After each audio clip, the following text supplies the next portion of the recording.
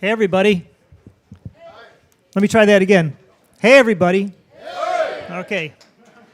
Good. That time I actually heard it from Brazil because we are live streaming, and these group of guys up here and I have played in a lot of places. We've played lots of bars, occasionally on stage, on boats. We've played on trains. We've never live streamed before, so I'm not nervous at all. Actually, this is way cool. This is entering the 6th week of our online course, and we decided, actually I think it was Lisa's idea, to play a gig in the pub here at Hamilton College. We're going to play some tunes that you have heard if you've taken the course, and a couple that you haven't. So we're going to start out with a tune called One for Nat, and those of you who are streaming in, I want you to stream in an answer to see if you remember who is Nat. You guys in the audience here, you have to be quiet for now. Who is Nat, or who was Nat? This is called One for Nat. I'm also interested to see who's streaming from farthest away today. So you can let us know. We're going to be looking at your responses, and you can ask some questions that we may address. So here's One for Nat.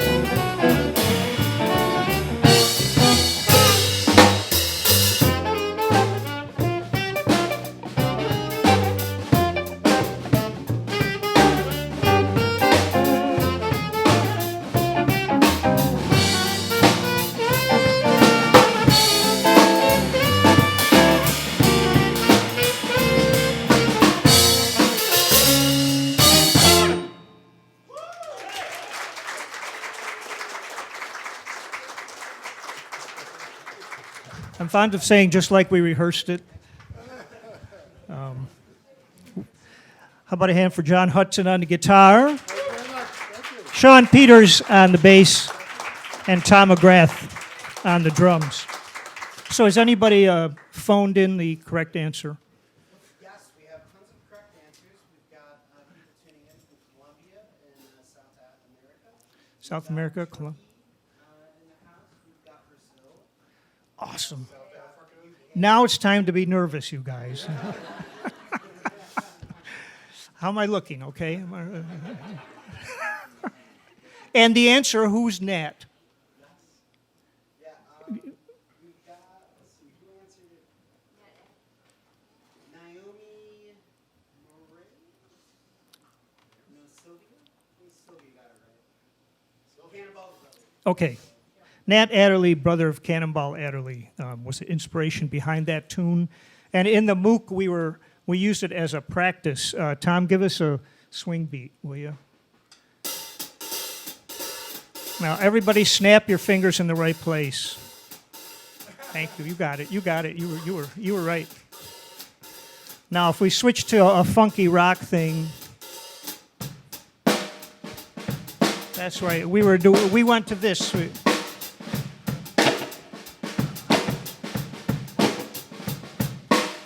Thank you. We call that review in the educational world. Okay, so jazz musicians are opportunists. Wherever they see an opportunity for a gig, they take it. When they hear a good groove, sometimes they take it. This tune, actually, we're going to borrow from the reggae groove. And it's called Long Distance, and it uses those things called modes. Someone wrote a posting about modal jazz. Modes are simply different kind of scales than major scales. Miles Davis used them a lot. This one has two particular modes. One is pie a la mode, and the other is cobbler a la mode. Ouch. I can't believe I said that worldwide. I did.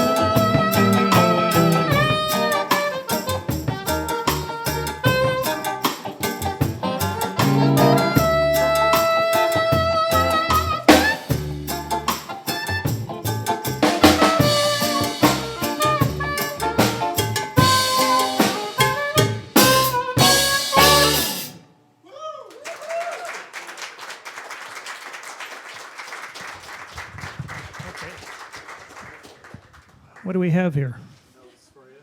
Some questions? What category of jazz is this? Really good. That's a good question. I would probably say this would be under the jazz fusion category. That song actually was written in 1974. It's the first time it's ever been played after all these years. But 1974 was a time when Miles and the Mahavishnu Orchestra and all those people were doing what we call jazz fusion, jazz and rock and roll and combination. So that's where I put that. The food and the bar are open.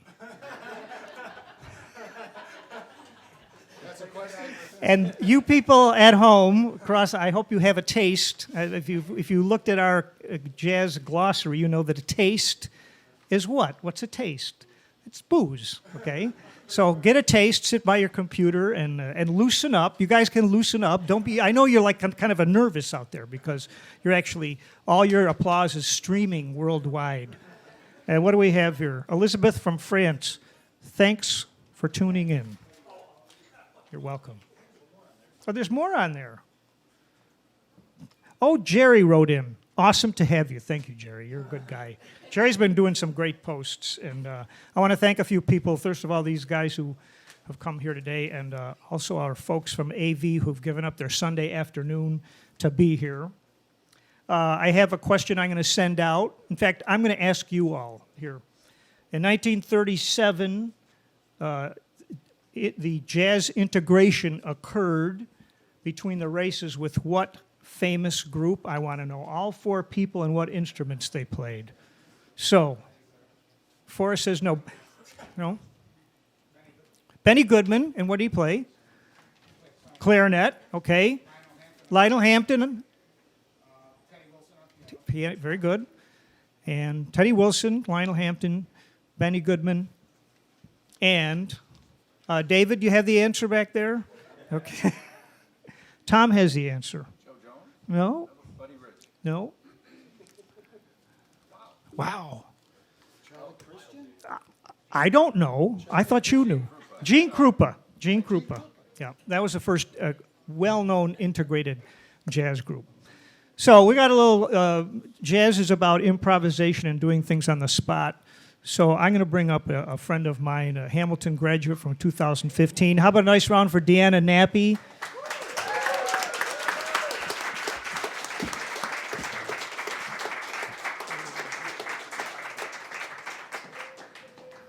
Deanna graduated last year, and she was a real star with the music department. She played with Dick Hyman and Bucky Pizzarelli and all these guests who came. And when you, let's see, tomorrow night, when the course launches, you're going to see my opening video. I actually tell a little story. And one of the things I talk about is something called a ham bone. And a ham bone was something that I listened to and experienced. It's a little song, and it made a big impression on me. So we're going to improvise a ham bone, and the dance floor is open somewhere here. Actually, you get a part on this. If I play, you're supposed to do that, okay? Forrest, you said yes. Okay, here we go. Let's try it. Wow, you must be taking the jazz MOOC. That was great. Okay, so give us a little.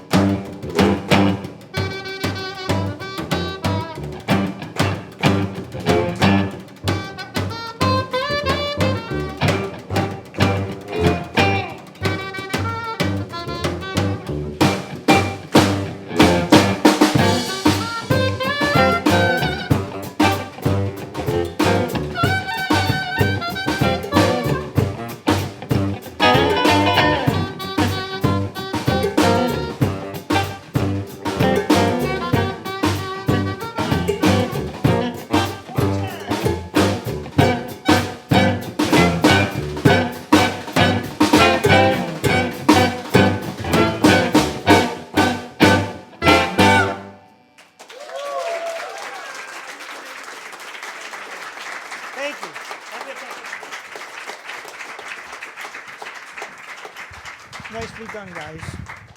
Okay, we have.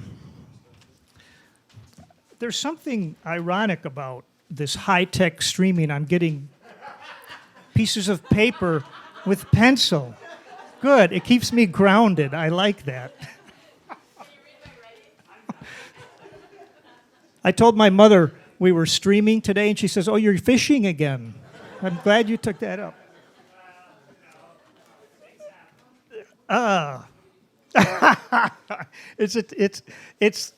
It's a guitar player question. John, what kind of amp is that? It's an electric one. It looks like a. Did you get that at Kmart? It's a Forrest got it. It's a Fender something. It's a Fender Yeah. Mustang 3. Okay. Oh. This is great, 'cause this is just like a real gig. I got a request for a happy birthday.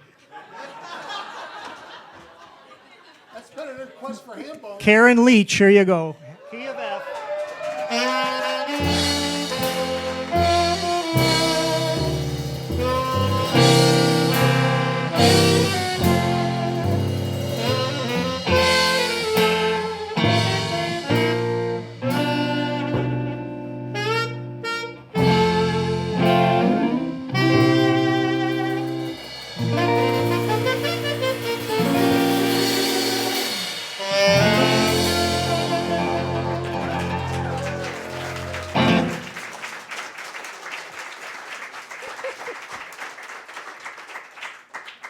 You know, if you work at Hamilton and Karen Leach wants happy birthday, you play it.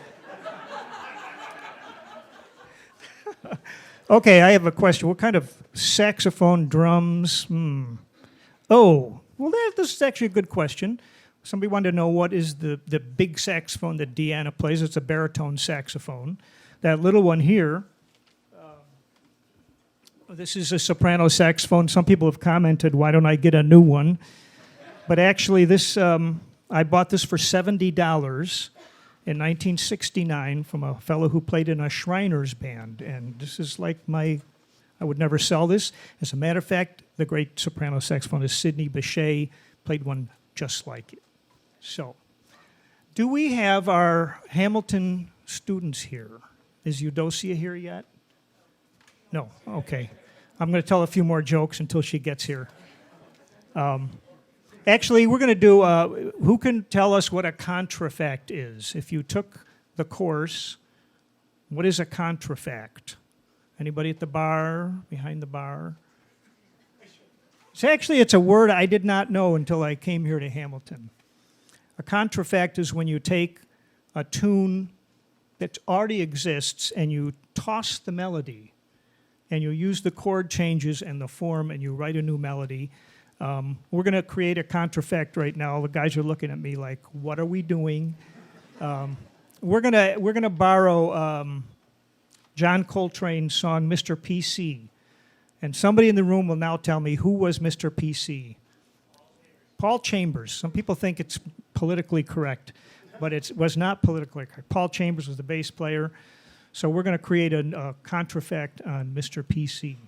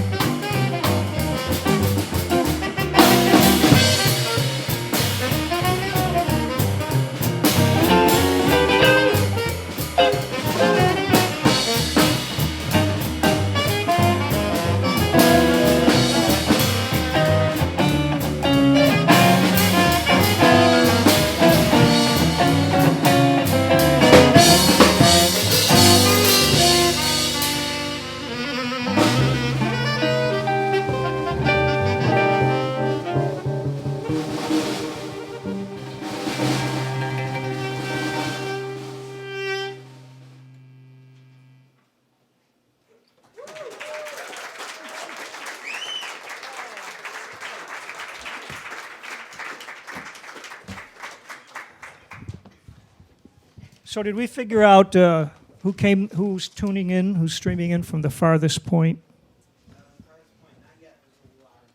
There's a lot of people.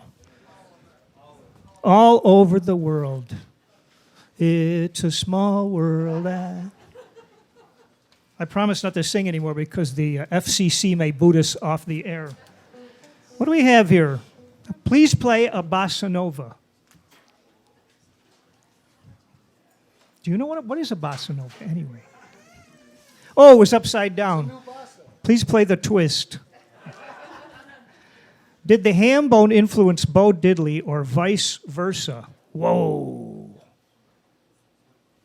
The answer is yes. Actually, do you fellas know that? Bo Diddley did not invent the ham bone rhythm. It certainly had been around. This rhythm that you guys were clapping to is called the clave. And actually, there's an instrument called the clave, but the clave beat is a part of almost all Latin music and can be traced. Music historians have traced it back to West Africa. So it came across during the slave trade and sort of disseminated as a musical thing. And Bo Diddley made a career out of it, pretty much. Isn't he the one that played the square, the rectangle guitar? Shave and a haircut. 2 bits. Shave and a haircut, 2 bits. Who remembers how much 2 bits is? It's a quarter? Okay. Try and get I got a shave and a haircut yesterday for 2 bits. How does it look? Okay. Each player's favorite jazz style. Sean, what's your favorite jazz style? Oh boy. Well, I try and take a little bit of every kind of era and style of jazz. Okay. You know. You should run for office with that question. That was a very good question. How about you, Tom? What's your favorite jazz? band. Big band. Era. Yeah. Yes. Okay. Yep. Yeah. I like mainstream. Mainstream. Mainstream. You know, labels in jazz styles are funny. A guy like Miles Davis, he started out playing bebop, then he pretty much invented cool jazz, then he pretty much invented jazz fusion. So he did a whole lot of things, and it's very hard to pin particular styles down, but I'm a big band fan myself. In fact, after I'd played the saxophone for a couple of years, every time my grandparents came over to the house, I had to get my sax out and play.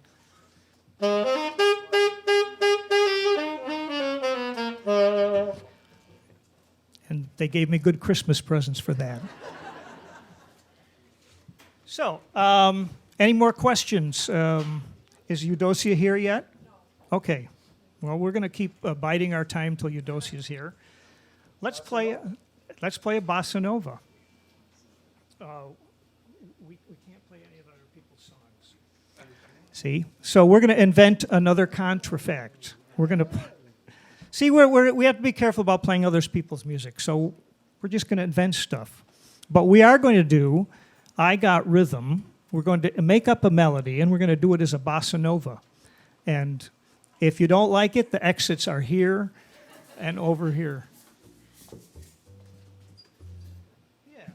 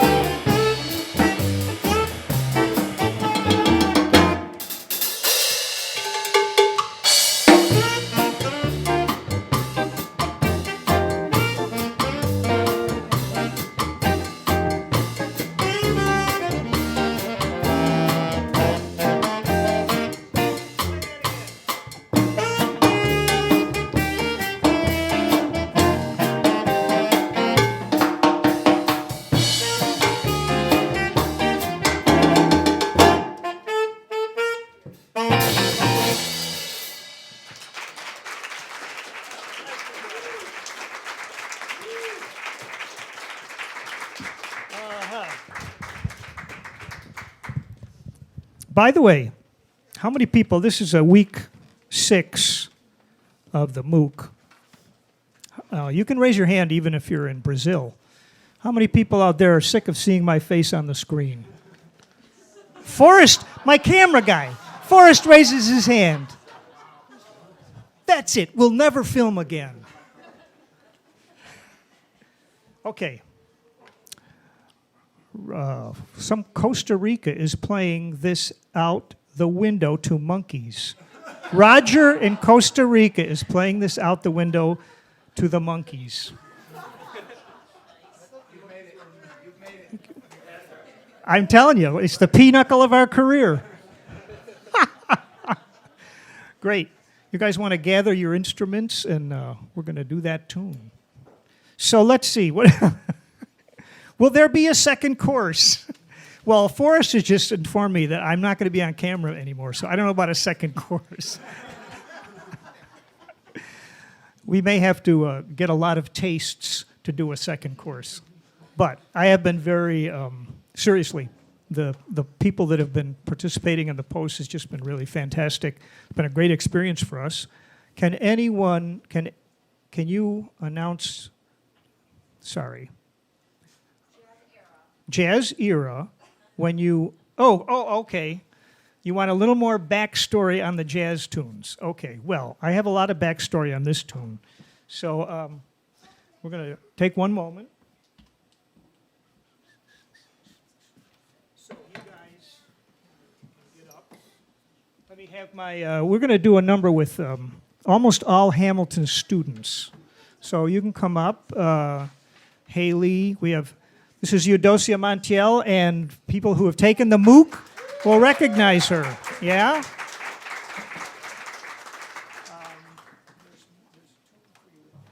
Which one? What are we looking for, man? We're looking for the thing that says, what's the name for? And so here's the deal. We decided that it would be fun to write a tune for the MOOC, and the song didn't have a name. So we had a big contest. No, that's concert. That should be.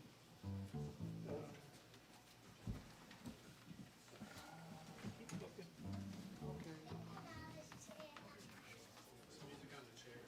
Is that it?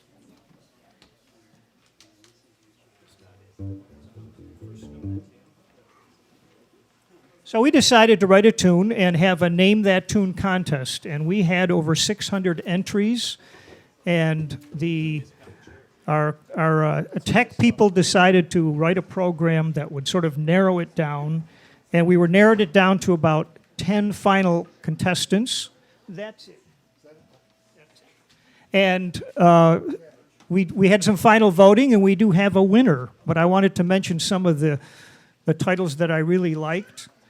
We had one that was called, it was the only title that actually hooked up with the rhythm of the song, which was Bad-et, Dad-et, and someone sent in a title, Breathe In, Breathe Out. So I think that they should finish that, make a whole long lyric out of it. It was very good. A couple others that I liked the 12 Blues Bar, because this is by the way, how many measures in a 12-bar blues? A hush falls over the audience. Who's buried in Grant's tomb? Same guy. Okay, we also had, I got the mid-course MOOC blues, which I liked. We had Bernie Sanders likes jazz, thus he is hip. And if I could have a drum roll. Our final answer, which tabulated at 792 votes, is the Monk's MOOC Blues. There you go. So, come on up. We got Haley. Come on up, Haley. You guys can share a stand. No. Where's Ryan? Good. Come on over, Ryan.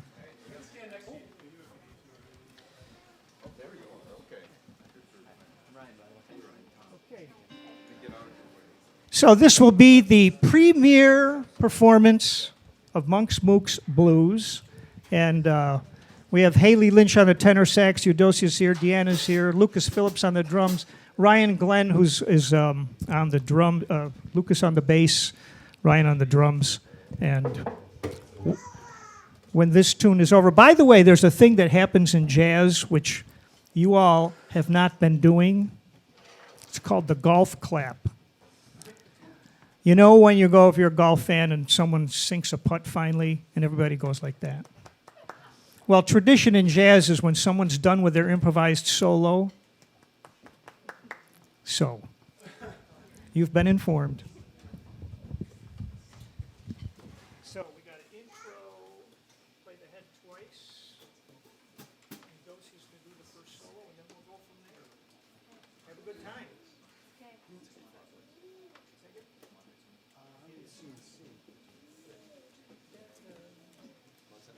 Ready? A one, two, three, four.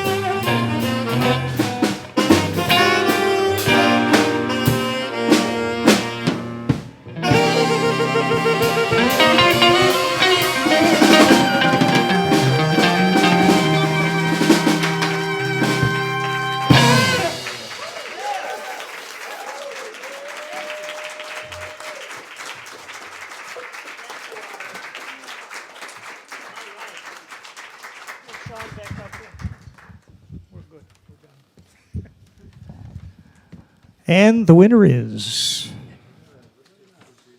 Oh my, look at that. Okay. The reading. Oh, will the recording be available later? The answer is yes. So look for it. You can watch it again.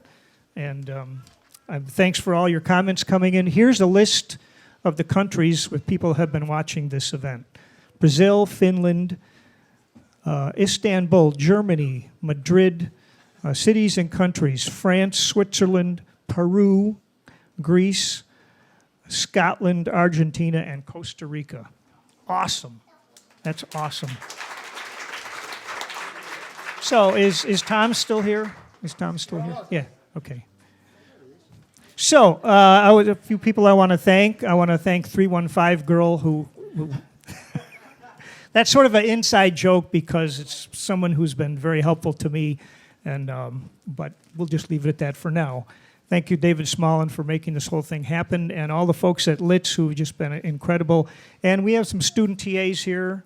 Thank you, guys. And so we're coming up to about 5 o'clock, and we're going to end our streaming shortly. Week 6 launches tomorrow night. It's for those of you who are taking the course, there's a whole bunch of stuff in it. It's as the weeks went on, I said, oh, we forgot to do this, so it's going in week 6. And some people wrote in about things that I thought this is worth addressing, so it went in week 6. Those of you who have stuck with it, I think you'll enjoy it. So we're going to go out. Let's see, what should we do? Let's do a funky blues in concert G. That's the actual name of this song.